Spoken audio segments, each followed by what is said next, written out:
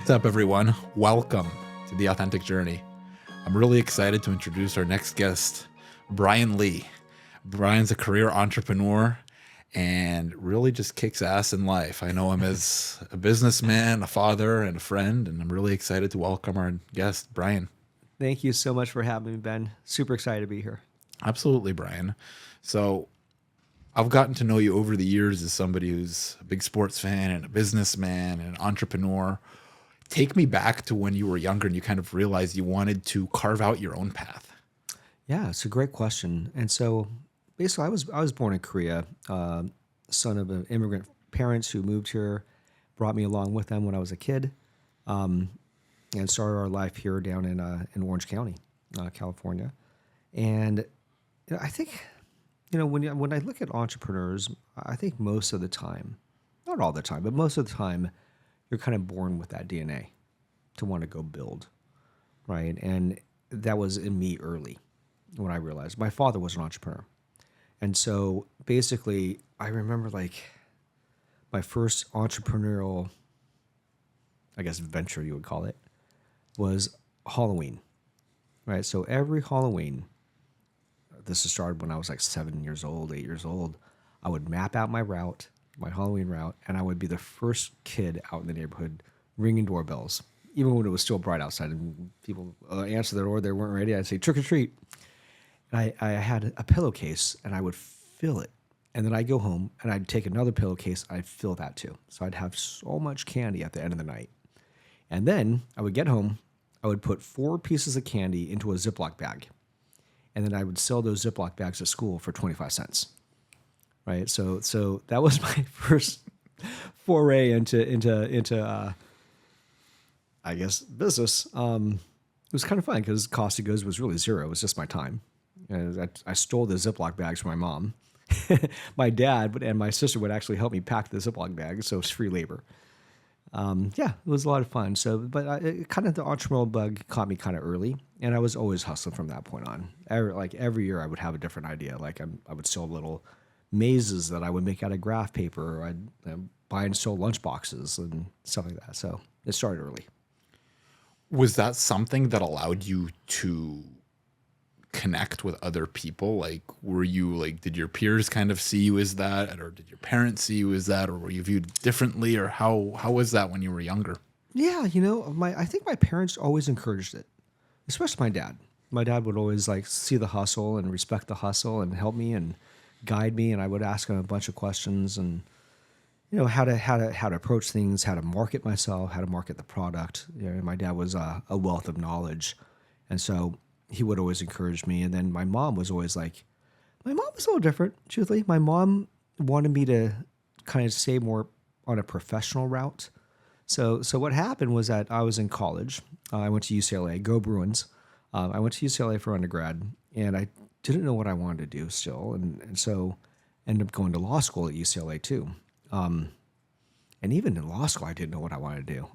I was like the accidental lawyer, right? But ended up taking a job at a law firm and working there. And I remember when I told my mom and my dad that I was going to leave to start my first company, my dad was highly encouraging and my mom cried. My mom was crying. She said, "Why would you ever leave such a great job and take this risky path?" Because my dad was an entrepreneur, so she saw all the ups and downs and all arounds and the stress and everything else. And so she really wanted me to just stay, on a certain career path. And I just couldn't, honestly, it's like, I actually liked the people I worked with. I didn't really enjoy the work too much.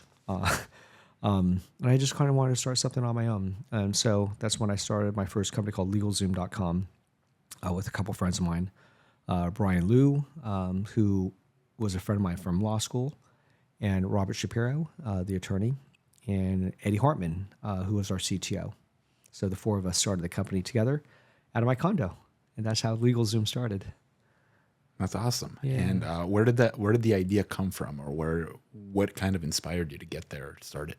Yeah, LegalZoom kind of was a journey, because initially, the idea, the concept we came up with was a bunch of stay-at-home attorneys that would answer questions online for 99 cents a minute. That was the initial concept.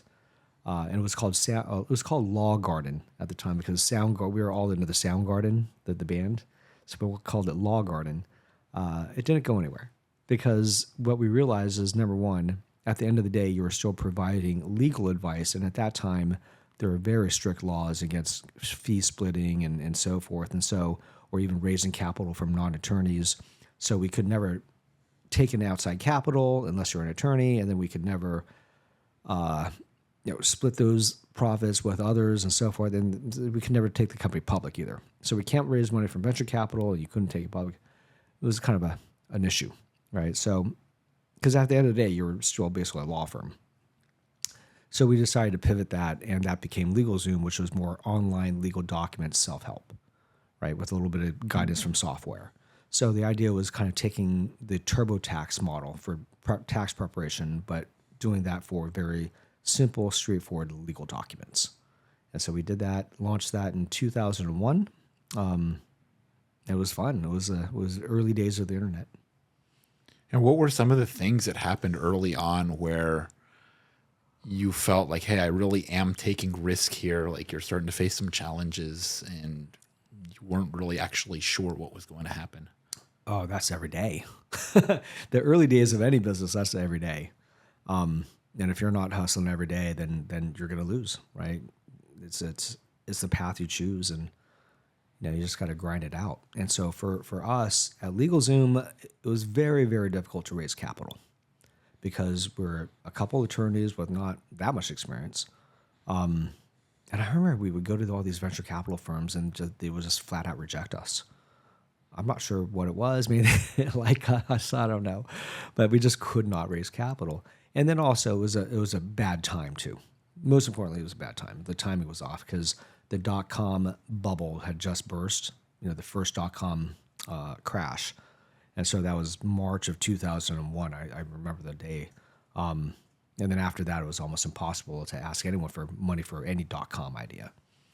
And so we just had to go it alone. So I borrowed a tiny bit of money from my parents at that time. It was $50,000. And Brian Liu borrowed $50,000 from his parents. Luckily, we were fortunate enough that our parents could support us to that amount. And that's how we started LegalZoom, with $100,000, and we never had to raise again. So LegalZoom was really bootstrapped in that sense from that point on. It's just we just kind of ran off our own profits and kept growing it. And when did you feel like you achieved a breakthrough and that the business was actually there to stay? I think it was by accident almost, right? So when we first started LegalZoom, early days of the internet, and I remember I had a friend from UCLA who took a job at Idea Labs in Pasadena. And one of the products that they were working on was the first paid search engine called GoTo.com.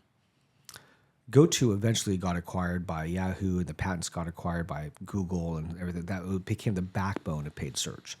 But at the time when GoTo first started, my friend called me up and said, Brian, I heard you started this internet company. Do you need customers? I said, yeah, of course. He says, why don't you try GoTo, right? Stick $20 into this account and I'll help you set it up and let's see if you get any orders or customers. So that's a great idea. So I stuck $20 in the account, and every click on that search engine cost 1 cent per click. And I remember we burned through about 130 clicks, so $1.30, and we got an order, right? And I still remember that order. His name was Sasan Dastardi in Miami, Florida. So Sasan, if you're listening, thank you. But he was our very first customer, because before that, it was really like my sister ordered a will, like Brian Liu's cousin ordered something, stuff like that. But no actual real orders. But that was our first real order. And that's when we realized, hey, this paid search marketing stuff actually works. And so we started growing with paid search. And it got to the point, it was a crazy period. Because I remember you had to bid on each term at that time. And for example, like the word incorporate, right, for an incorporation service, like if you want to form a company. I remember that we were paying something like 5 cents a click, and then it was 10 cents a click, and then it all of a sudden jumped up to $1 a click. At one point, it was hitting like $50 a click. No joke. From 1 cent to like $50 a click. And we're like, oh my God, that's insane, right? But we were still making it work because we were at that time the largest and most scaled. So we had the actual profits to put back into marketing. And it was difficult to compete against that. So we kind of outgrew everybody. Yeah, so it was really paid search that led the way and gave us confidence that we had a business. That's awesome. And what were you like? Who were you as a person at the time? Like, what did you? I was just a young kid. In a lot of ways, I was not that young, but I started LegalZoom when I think was 26 years old. So after law school, after a couple years of experience, and then kind of started LegalZoom. Still single at the time, and just kind of just working around the clock. You know, I was at that age where it's like I didn't have a lot of responsibilities outside of myself, and so just worked and just kept grinding. It was very, very late nights, almost every night, because we really didn't have that many people. We had just 4 of us, and then it was 5 and 6 and so forth. But it was yeah, it was just hard work, and it's like that's the thing. It's like no one's ever just going to show up on your doorstep and say, "Here's your success." It doesn't happen that way. I mean, very few people win the lotto. You know what I'm saying? It's like usually it's like, and most of the time, 99.9999% of the time, you're going to have to work for it, right? And I'm really, I really did work for it, right? So did my partners. We were working around the clock and nonstop, and that's what it took. And how did you feel about going through the journey as the years went on? I'm sorry, what was it? Was going through the journey of Yeah. building LegalZoom as the years went on and watching the growth and watching your growth as a person, That was walking very- hand by yeah. hand with that. It was very exciting. Watching LegalZoom grow. LegalZoom was never really what I call a sexy business. It was always a business that grew 10 to 20% every year profitably. You know, and after 25 years, it's a nice business. You know, it's just kind of compounds on that growth. So, yeah, but over the years, it's like I grew a lot from just my experience at LegalZoom, understanding how to be a leader, understanding how to manage people and work with people and be a team member. You know, understanding everything from corporate formations to audits to lawsuits to, I mean, we've experienced so much at LegalZoom, like the whole range of emotions and outcomes. There was a point at LegalZoom where we were doing fine and then we almost went bankrupt, like overnight. And it was really interesting. So we had we were a B2C company, direct to consumer, basically. So consumers would purchase legal documents from us. But we realized like there's this one client or customer who was ordering a divorce from us every other week, right? We're like, wow, this guy's getting married and divorced so many times, right? So after about 20 divorces, I called him. I said, hello, Mr. So-and-so. This is Brian from LegalZoom. How are you? Like, I'm just checking in on you and making sure you're okay. Because I noticed that you've been divorced 20 times now in like the last 5 months. And he said something so interesting. He said, oh, actually, it's not for myself. I'm a lawyer. I'm a family lawyer. And I just use LegalZoom to prepare all my documents. I said, oh, wow, that's interesting. And it was like light bulbs, right? Like, wow, we're not just direct to consumer. Attorneys could use this too. It's a big channel. So we actually started working on something called proxy law, which was a more professional business version of LegalZoom. LegalZoom was doing fine. We were still growing, we were profitable, but what we did was we took all those profits and we took our best people and everyone started working on proxy law. So proxy law was just going, was very nascent. LegalZoom started stagnating and then started coming down even a little bit. But we kept telling ourselves it's okay because proxy law is going to be huge, right? And I remember when we launched proxy law, it was about 4, 5, 6 months into it, wasn't working at all. Because what we realized is even though it's a similar product, the market was completely different. There was no market fit because at that time, attorneys, especially attorneys, were slow to adopt technology, right? Back then, they were less like, what is that? right? Like they didn't even use software. They were still going to the library and looking up codes. And so basically, we were almost out of money. And I remember like we were really scared. And then we made that decision to cut Proxy Law, to kill it. So we killed it, kind of took a few more months to get back on our feet and started focusing on LegalZoom again and kept going. And it's a lesson that I've always taken with me, which is sounds simple, but it's hard to do. Oftentimes, most of the times, your job as a leader, as a CEO, is to say no, right? You have to understand what to say no to, because opportunities knock on your door every day and everything sounds great, especially when you're an optimist, right? It's like, I think we could do this and we could do that. We could do this, we could do that. And before you blink, you're working on 5 or 6 different things with no focus. If you've got something working, focus on it. Build a very, very strong foundation and come from strength to extend.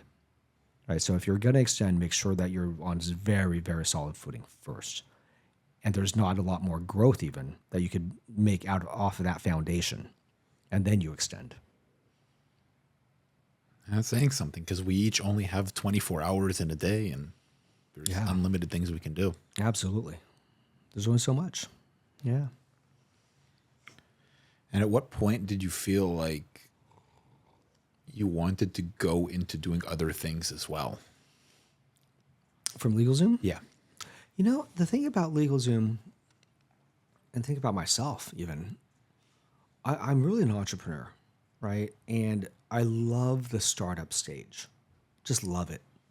I love the grind. I love the teamwork, the quick iterations, the quick builds, getting things launched, and trying a bunch of things and like, okay, that one's working, let's go, right? That's the stage I love.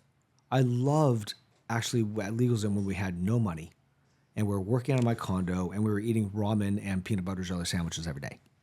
That I loved it, right? And after about 9 or 10 years at LegalZoom, when the company was on a great path and very profitable, I yearned for it again.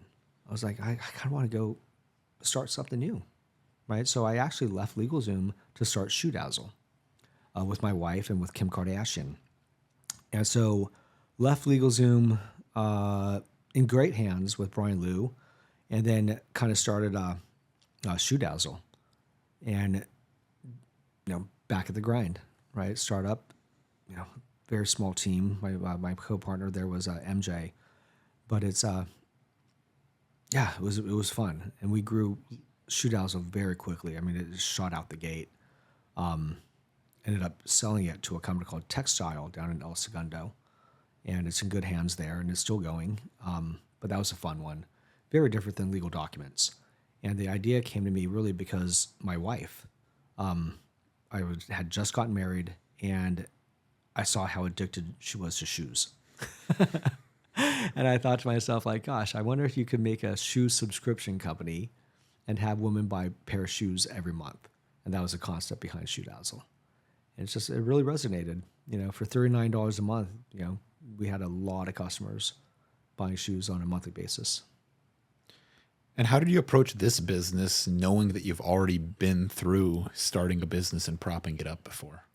Yeah, it's interesting because one main advantage of building something that's, somewhat successful, it becomes easier the second time around in the sense of raising capital, building a team, because people will give you the credibility that, you were searching for the first time around, right? So you come at it with a position of strength in a lot of ways. And so you're able to attract talent, able to attract more capital, and so forth. So that part's easier.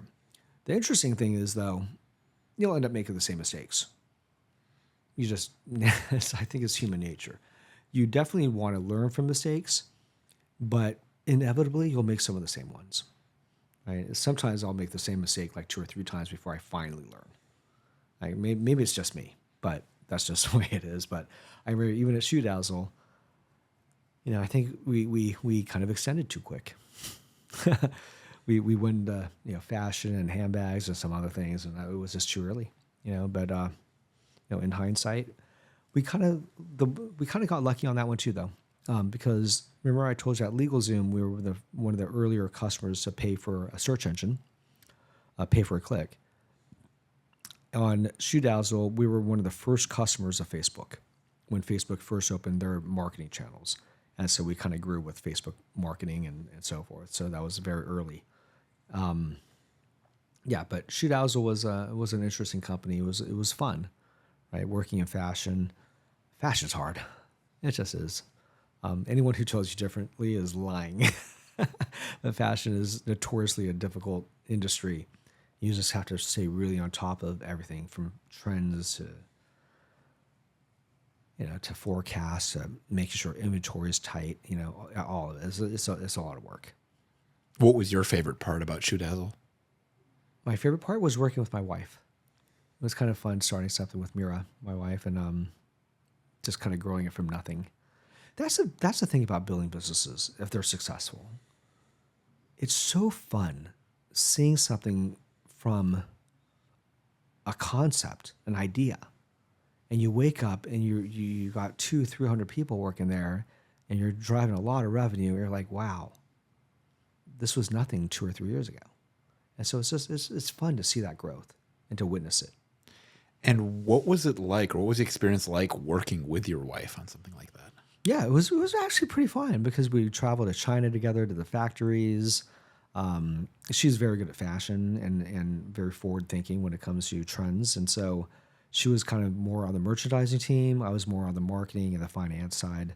So it was fun to kind of divide and conquer, if you will. That's amazing. And I mean, especially in a day and age where you sit there and you think about the love story aspect of things and coming together and like a true partnership of building. Yeah. For real. That's awesome. How long have you guys been together? We've been married 18 years now.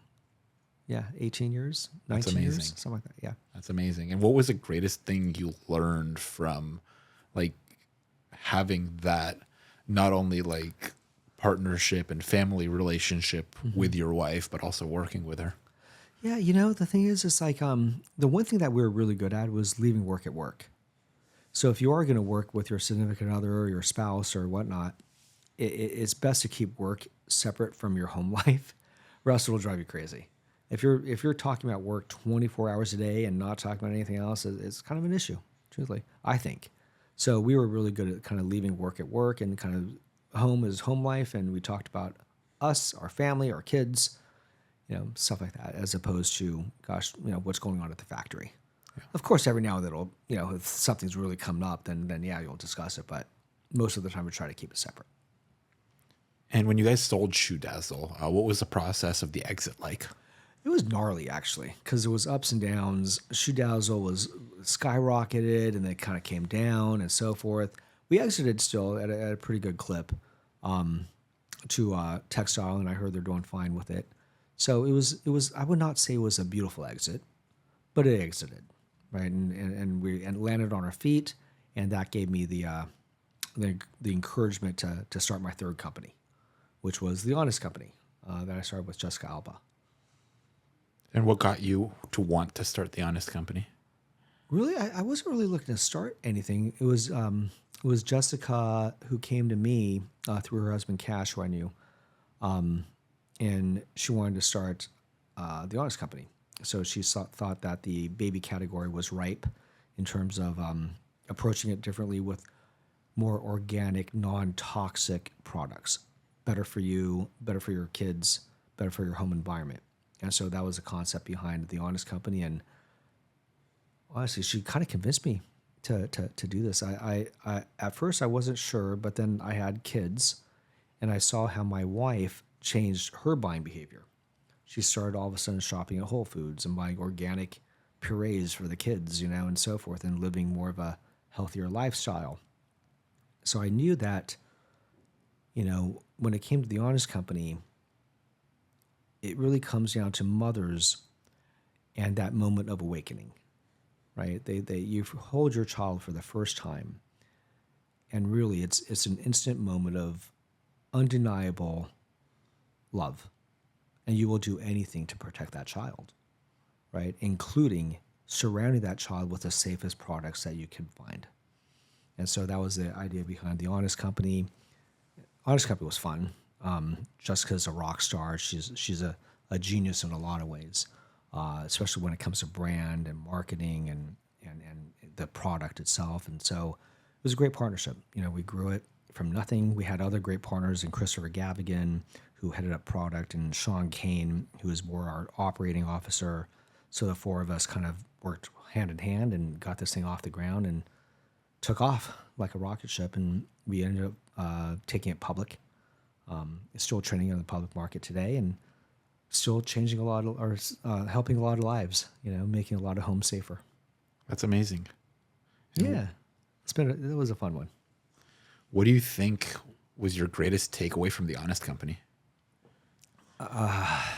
You know, I would say, in hindsight, what I would have done differently is driven Honest Company towards profit earlier. Because there was it was an interesting time period where money was basically free. And you had these venture capital firms and late stage guys just throwing money at growth. And it was grow at all costs, or just grow, right? Here's more money, grow. And that works great until the money dries up, right? And when the money dries up, you're left holding the bag. You're like, okay, what do we do now? Right? So that was the position that the Honest Company kind of found itself in eventually. But we were already at such scale that we were still able to take it public. But in terms of, you know, in hindsight, what I learned from it was take in less capital, be smart, treat it like it's the last capital you're ever going to raise, and try to get to profitability, or at least have sight to profitability before getting way too far ahead of your skis. And at this point, once you took the company public, where do you feel that you were as a person? What do you feel that building these 3 different businesses, what do you feel that built you into? Yeah, that's a great question. For me, it's like, it was a lot of self-reflection. Like, what is it that I really want? What is it that I want my life to become? Because initially, just to let you know, LegalZoom, we started, I had to make it work. I had no choice. We had no choice. We had student loans. I had car payments. I had a mortgage payment.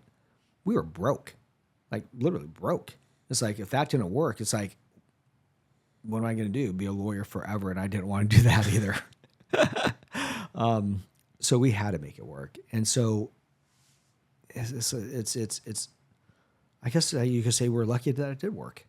But it really kind of like showed me like, okay, there is a difference though of working for a financial outcome versus working something that you actually care deeply about or you're passionate about.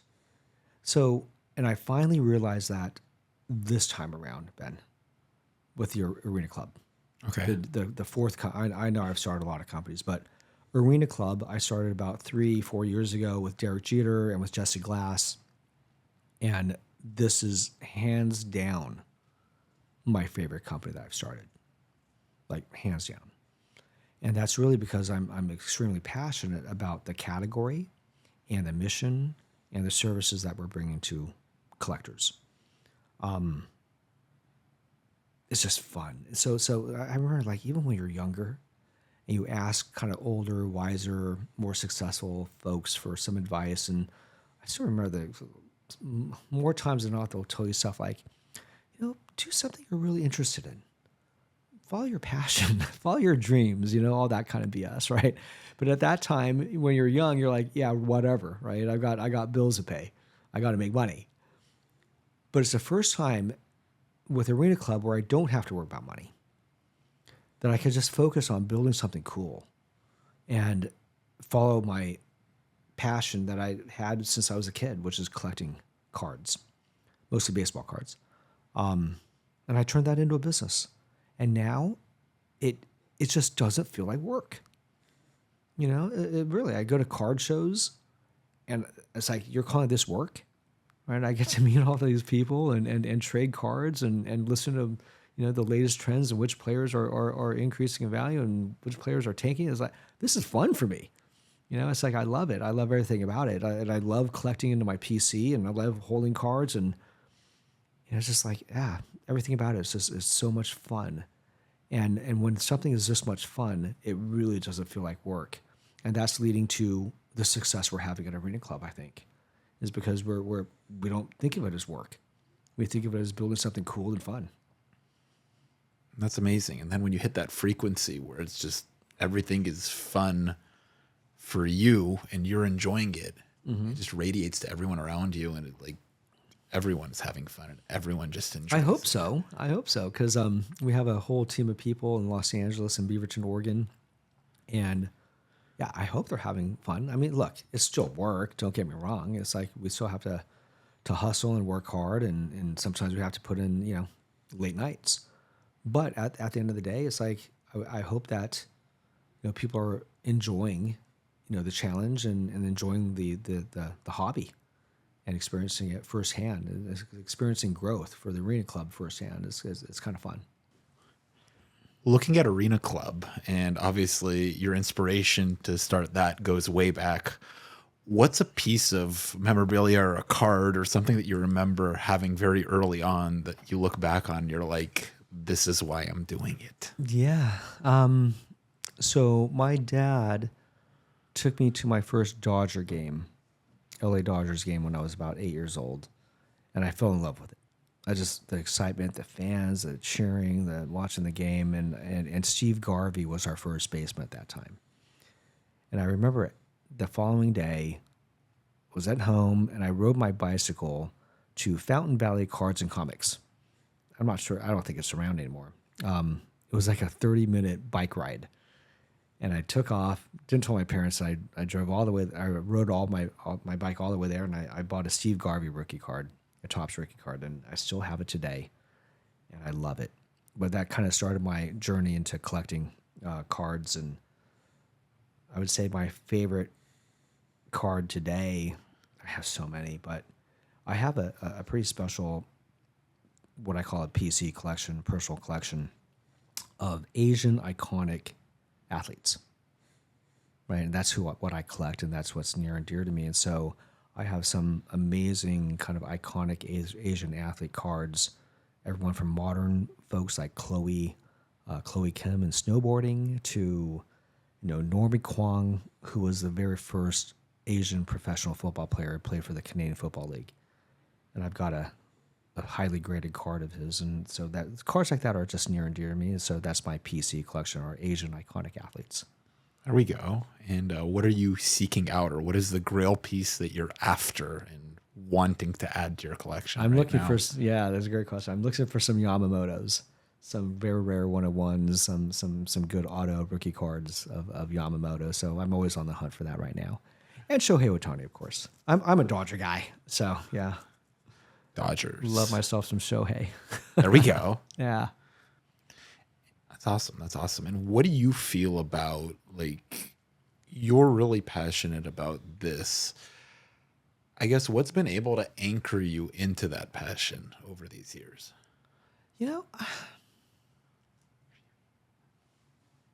I think I think most of the time this is innate.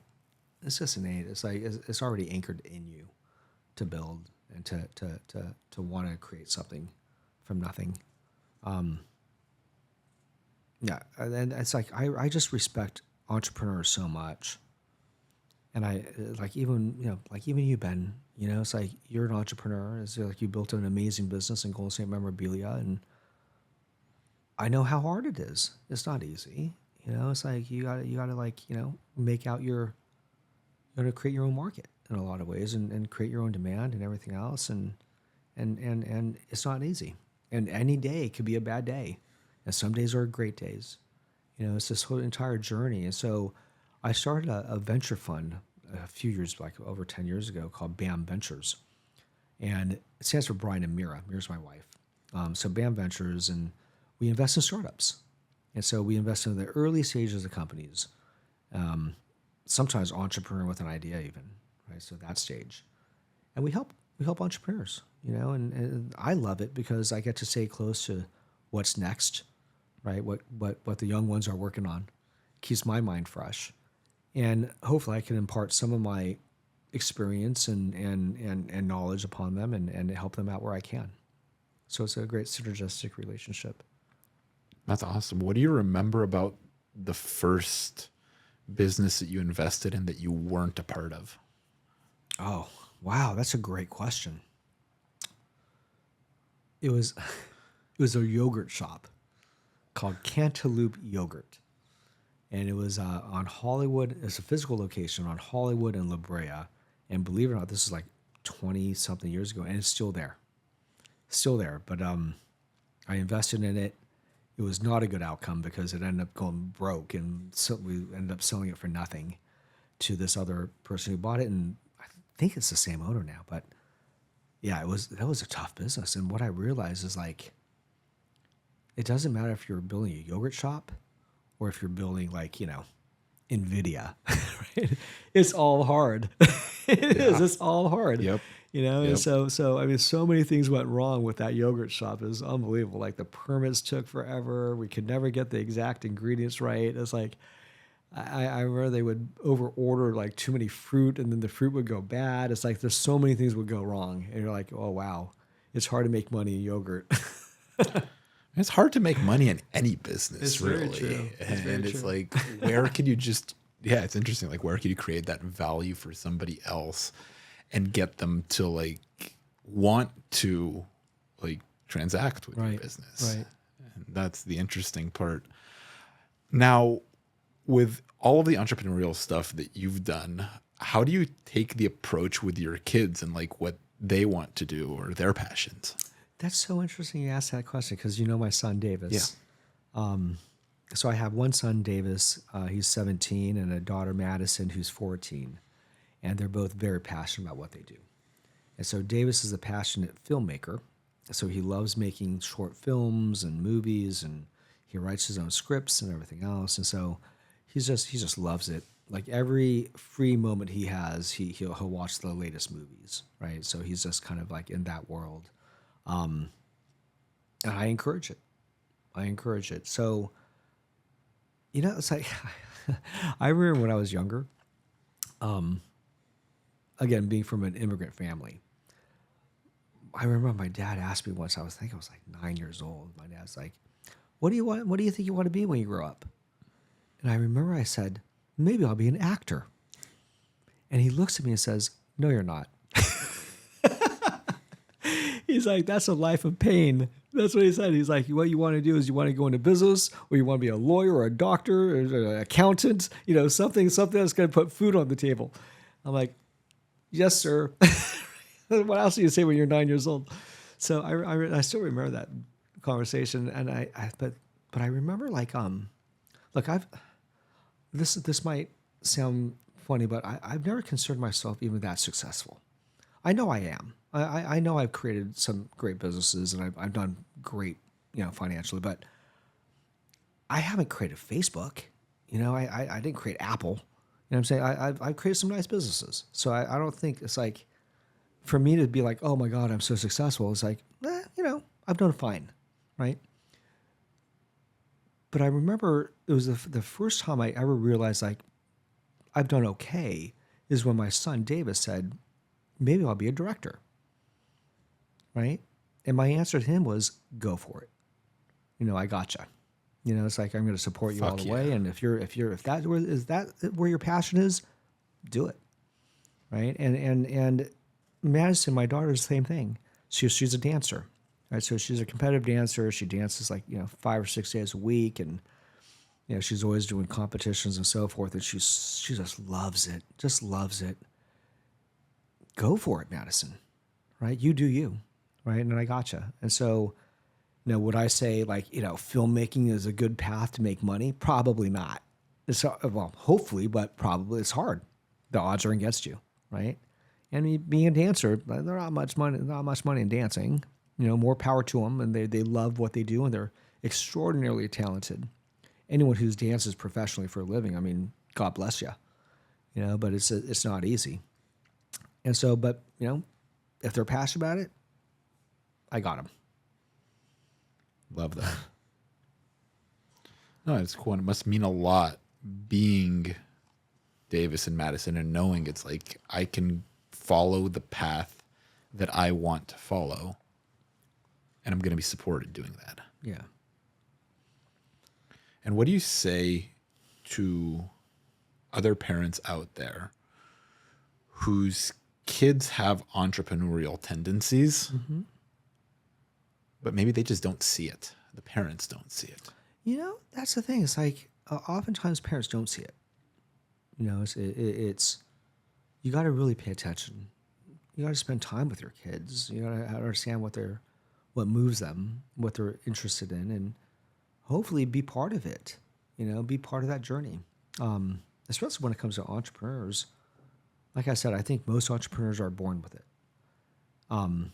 You're born with that desire to break free, right? To start something and to make an impact, right? To build something substantial and to say, I made a difference, right? I think it's just a path that some people want to take. And, it's like there's so many times someone will come to me, Ben, and be like, I love like your entrepreneurial journey and I'm going to be an entrepreneur someday. I just need a few more years of experience, or I just need this to happen or that to happen or whatever. Honestly, it's never a good time. It just isn't. You're just going to have to make the jump because no one's going to make that jump for you, right? It's within you to make it happen, right? So if you truly are an entrepreneur, there's no waiting.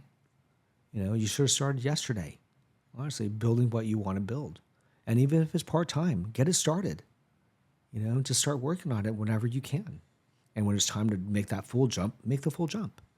But don't just sit around saying, I'm going to be an entrepreneur someday, right? And I have this idea, I'm going to start it some other day. Start it today. What do you feel like your next jump is? It's a great question because I love what I do. I really do. I love building. I'm not getting any younger, that's for sure. So, do I have another one in me after Arena Club? If Arena Club ever, exits or anything along those lines? Maybe, possibly. I think I could do BAM Ventures forever because I love that. And I love, meeting entrepreneurs and strategizing with them and helping them grow. So I could do that forever. And will I ever start a company from scratch again? I don't know. We'll have to see. I'll have to see how long I'm at Arena Club. It could be 2 years. It could be 10 years. It could be 20 years. So who knows? What do you think your next jump is outside of business? I want to give back more, focus a little bit more on philanthropy and making impacts in communities and so forth. So my wife and I are pretty ingrained when it comes to education, providing education for everyone, access to education. So my wife was very involved in getting kind of inner city children the best educations into the private schools or independent schools in LA and so forth. And she was always very passionate about that. And same with me. So education was always thing. I was on the board of my kids' school, and just wanted to provide the best kind of education you can for kids, especially kids in need. And doing that and seeing young kids and giving them different opportunities. What do you think it is about these young entrepreneurial kids who have these different dreams and want to go and achieve things? I feel like we have an entrepreneur problem, like as far as how entrepreneurs are suppressed at a very young age and they don't really fully get to express themselves. And so many of them never really come to fruition. They never really actually end up starting anything or going for what they believe in because they're conditioned at a young age to believe that they can't or they shouldn't. How do you think we help them? It's a tough question, but first you have to identify them. But the second is I think you just got to provide as many resources as you can to them at an earlier age, right? So I love when high schools even have entrepreneur programs, right? Because I know at my kids' school, they have an entrepreneur class, right? And I love seeing the kids take it, right? I love seeing them come up with ideas and creating business plans and strategies and creating financial models and really understanding like the nuts and bolts of getting something started and going and conceptualizing it. And I think it's a great thing. So definitely identifying those kids, but then also providing resources for them to break free, right? So even if they're not getting that support necessarily at home from their parents, right? Maybe they'll get that support from their community, or maybe they'll get that support from school. So I think it's incredibly important that every high school in America has an entrepreneur program. And that's easier said than done. But yeah, hopefully that'll be the case someday. Because really, when it comes to America, it's an entrepreneur that drives America, the economy, right? It really is. Because if you look at the amount of the economy driven by small businesses even, it's a vast, vast bulk of it. Everyone loves talking about Meta. Everyone loves talking about SpaceX. But what really drives the economy are the mom and pop entrepreneurs. That's who drives America. And so we got to encourage that. We got to encourage people to find their niche and build. It's true, because so many people have the opportunity. Like they have these niche skill sets, and maybe the total addressable market doesn't get them hundreds of millions or tens of millions of dollars, but they can generate a solid six-figure income off of their niche skill set. Right. And that's going to be a better living than going and working some job they hate. Right. I totally agree with you. Completely. Everyone's got talent. Just got to utilize that talent. Yeah.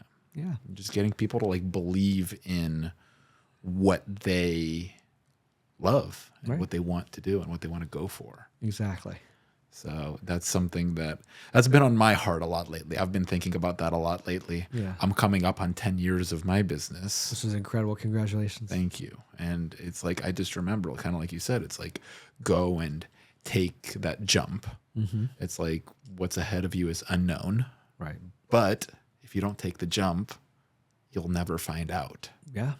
And that's kind of the really interesting thing to think about.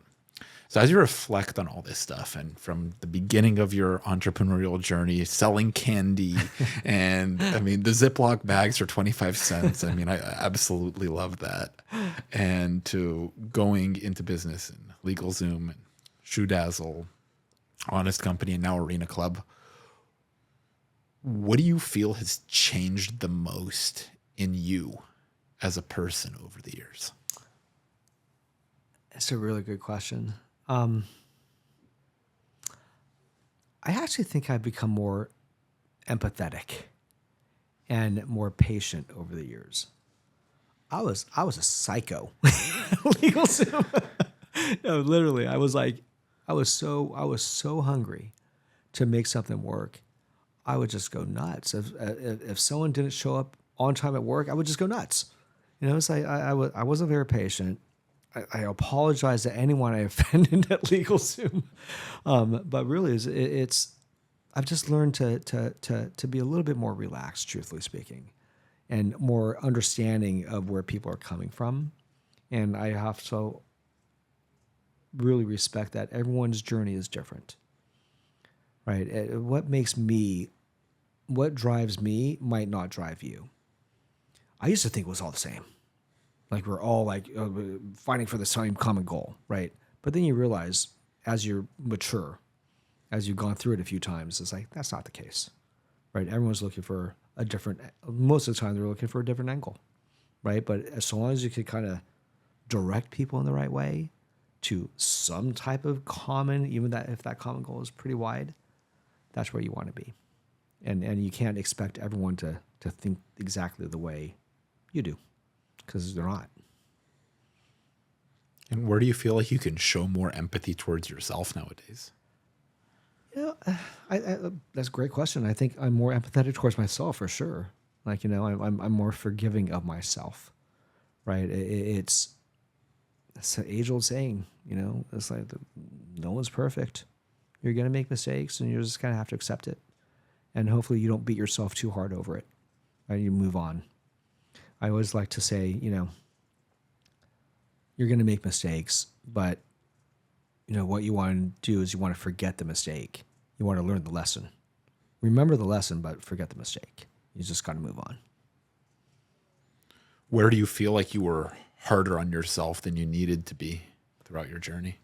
I think it's most of the time it's when the results don't become what you're envisioning, right? So the results for ShoeDazzle weren't the results that I really wanted. The results for the honest company weren't the results that I really wanted, right? You want them to be much larger, more impactful. And but you have to just step back and say, you know what? But we have impacted a lot of lives and we've done great.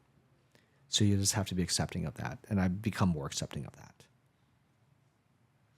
And what are some of the relationships that you feel like really ground you as a person? Because you come across so many people in life, and a lot of people are really seasonal, right? It's like you don't really get to have everybody stay in your life for a lengthy period of time. What have you found that is a recipe for a good relationship? Yeah, I think it's just a lot of mutual respect, mutual understanding, commonality. I've had friends that I'm still super close to. Like, these are my best friends in life. And I met one of them, Peter, when I was 8, and we're still best friends, right? I met another, friend of mine, Brian Liu, in law school, and we're still, the best of friends. And my friend Aussie, who lives out in Miami, and like my friend Sam Valenzuela from high school. It's like I'm still close to all these guys, like super tight, right? And it's just, I don't know. It's like when you meet up with people who you have so much commonality with and you respect, nothing changes, right? It's like when I meet with my old high school friends, it's like we're still in high school. Even if we haven't seen each other in like a year or two, it's like you just kind of revert back to how you used to be, right? The same dorky kids that you were, back in the day. And like, yeah, this is kind of like, so you definitely have that commonality. And I'm not, it's like, it's, you definitely meet great people later on in life too. And I have a lot of great friends that I've met in the last few years, right? That I can see myself being friends with forever. And it's just about building relationships, keeping those connections, caring, right? So if you care, what I've noticed, like if you care for them, they will care for you, right? If you reach out to them, they will reach back out to you too, right? So it's so simple in a lot of ways. Not everyone does it, but wish someone a happy birthday. Reach out and say, you know what, good luck on that surgery tomorrow. I'm thinking about you. Whatever it is, it's like, just be understanding and show love, and you get love. What do you feel are some of the habits over the years that you have now, but you maybe wish you had earlier on in your journey? Yeah, it's a great question. I think the main one would be setting goals for yourself and rewards for yourself. Right. So in the earlier days of my career, all I did was work. Like, that's all I did. Vacations were like a dream, right? And as I kind of grew with experience and so forth, what I realized is I really need to balance my life. Work is work, yes, but family is extremely important. Right? And your own time, your personal time is important. So how do you achieve both? Right? Again, at the earliest startup, any startup, there's really no balance. You're going to have to work, right? Like, it's a grind, and no one's going to do it for you, like I said. So the first couple years are going to be rough, any way you look at it. But let's just say you achieve some sort of normalcy and stability in your business. You should definitely set goals for yourself and reward yourself. So the thing that I do is I do take 2 vacations, sometimes even 3 vacations a year, right? And even if it's a weekend, right, that's a vacation. What I say is, listen, if I achieve this, I'm going to take myself and my kids to Disneyland this weekend, and we're going to have a great time. And I set that goal, and if I reach that goal, we do it. right? I won't tell my kids that, but this is an internal goal, right? So long as I achieve and I reward myself, I figure that I know that keeps me going, and I wish I discovered that earlier, right? And it doesn't have to be big goals. It doesn't have to be a week-long trip to Tahiti. It could be a camping trip to Yosemite, whatever it is. Set goals for yourself and reward yourself for achieving that goal. But then, as soon as you're done celebrating that goal, move on. Move on to the next because there's a lot more goals waiting. What do you feel like your favorite reward that you've given yourself is? This is going to sound terrible. It's going to make me sound so superficial, but I always wanted a Ferrari, right? And I remember at LegalZoom, I told myself, if we hit this much profit this year, I'm going to go buy myself a Ferrari. And I did. And I remember going to the Ferrari dealer in Beverly Hills and ordering this car, and they send you little pictures as they're making the car. It's a pretty fun process. And I finally get the car, and I'm driving around, and it felt great for about 2 months. And then you realize, like, what am I doing? Like, I'm driving a Ferrari around and people are staring at me funny. And so you kind of get tired of it pretty quick. At least I got tired of it pretty quick. I didn't keep the car very long, but it was just an internal goal of mine. And I did it and achieved it and moved on to the next goal.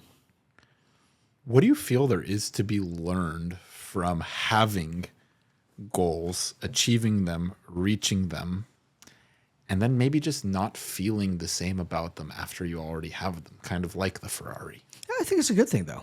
I think it's a good thing that you know what really moves you and what really like resonates with you in a deeper way. The Ferrari didn't move me after I even got it, right? What moves me, though, are experiences. And so now I set my goals as, you know what, I'm going to go eat at Vespertine, a Michelin-starred restaurant. I'm going to go experience that concert. I'm going to go watch the Eagles at the Sphere in Vegas, right? Little goals like that will resonate with me, and they're much deeper meaning and much more meaningful to me. That's awesome. Yeah. Thank you. What would you tell Brian in high school today? What would you today tell Brian in high school today? Well, there's so much I would tell him. Number one, don't drink and drive. But there's this, I would just say, you know what? Prepare for the adventure. Be ready, right? Because change is constant, but the adventure is the same. All right, so just be ready for the ups and downs of life. Don't let anything get you too high. Don't let anything get you too down. Right? Just know that tomorrow, even if it's the worst day ever, tomorrow's a new day. And it's just something that you learn over time too. Right? Nothing's really as bad as it seems, and nothing's as great as it seems. You just have to be realistic about it. And then looking forward, all the way forward. Yeah. At your funeral, what would you want people to say about Brian? Ooh. I would want them to say that I made a difference, right? That I've impacted lives for the better. That I built some great companies, right? And I had a fun life filled with love, beautiful wife, beautiful children, beautiful sister, and great friends. It's amazing. It's so many of the things that you say really center around your family. Yeah. It's it's really like refreshing to hear. Yeah. It's like, that's awesome. It's like to have, because so many people don't get that. They don't get to have those great relationships with their family. Yeah. I'm fortunate, blessed. Yeah. That's awesome. Thank you. And then for you, what has like faith like played a role in your journey and everything that's happened in your life? Yeah, that's another great question. So, look, I'm Christian. I believe in God. I believe in Jesus Christ. That Jesus died for our sins, and it's always played a very important part of my life. I'm very spiritual in that way also. There's so many times where I pray. I pray for a lot of things. I find myself praying a lot lately for, America to heal. I really do. It's like I think things have gotten a little nutty with the left and the right, and I think it's just diverging at too fast of a clip, and we've got to find common ground. We just do. There's so many more things that bond us together than separate us as people. I think we're losing sight of that too often, and so I think that has to heal. I think there's so many people that need help. I wish I could help all of them, just as you probably want to help everyone. It's just can't, but we want to. So anyway, I pray a lot. I started my own church, by the way. Did I ever tell you this? I didn't start my own church, but I launched an online church because I wanted to spread the word of God. Okay. Yeah. So it's called Church Home Global. So I started the company with Marissa Bell and with Pastor Judah Smith up in Seattle. He's down in LA now. But we decided to start Church Home Global. It's an app. It's a church on an app, and really try to reach the far points of the earth and have the word of God reach everyone. And so we made it super easy. It's really nice. It's called Church Home Global if you ever want to download it. It's a nice community. That's awesome. Yeah. That's awesome. And where do you hope that goes one day? I hope it goes everywhere. Really, the mission of it is to reach as many lives as we can. And what's really fascinating is how many people downloaded this app, this church, in Africa, in regions that you wouldn't expect. But all around the globe, people are like tuning in to these live sermons and these messages, and they pray together. They have group studies. They have Bible studies together. It's pretty awesome. What do you think the greatest lesson is that you've taken from your faith? Just that God has greater plans for all of us.